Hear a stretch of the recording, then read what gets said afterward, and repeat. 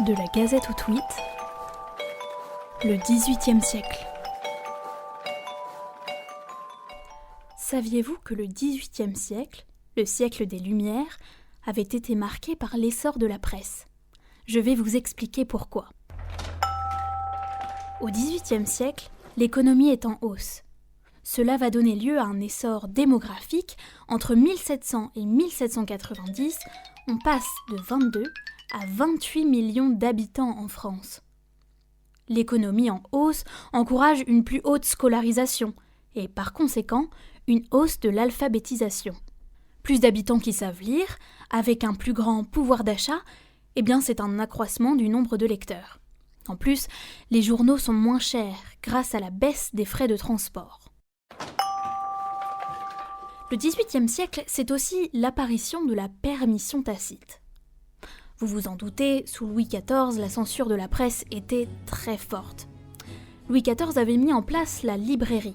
Alors non, ce n'est pas un magasin qui vend des livres, c'était un bureau de censure qui vérifiait tous les ouvrages et tous les périodiques avant leur publication.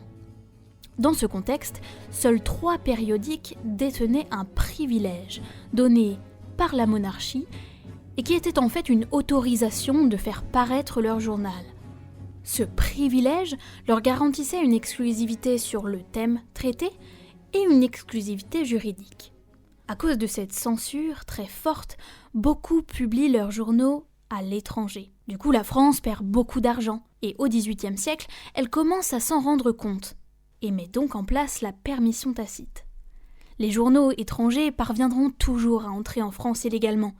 Alors autant les autoriser pour mieux les censurer et gagner de l'argent. La permission tacite autorise la création de nouveaux journaux, mais les nouveaux doivent de l'argent aux anciens. La presse d'information politique est très contrôlée jusqu'à la Révolution française.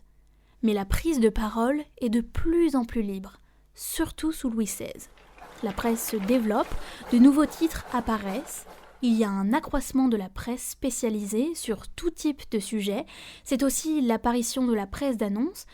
Et puis le XVIIIe siècle, c'est l'apparition du premier quotidien en France, le Journal de Paris.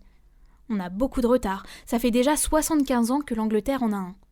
Mais bon, nous on a de l'avance sur la gastronomie, on ne peut pas tout avoir.